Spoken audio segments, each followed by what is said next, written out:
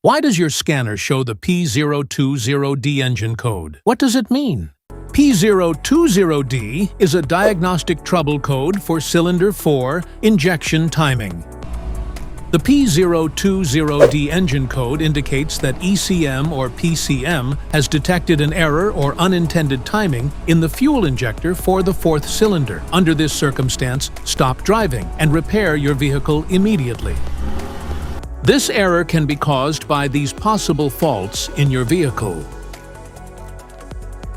faulty fuel injector, damaged wiring or connectors, failed fuel injector, solenoid, faulty engine timing components, PCM or ECM failure.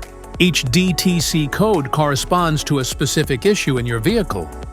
This error code occurs in any OBD2 equipped vehicles, especially in those manufactured since 1996. And it is commonly found in vehicles like Dodge and Chevrolet. If you want to fix this error code, let us know in the comments section. We will definitely make the video on your demand. If you like this video, don't forget to subscribe to our channel. Thanks for watching.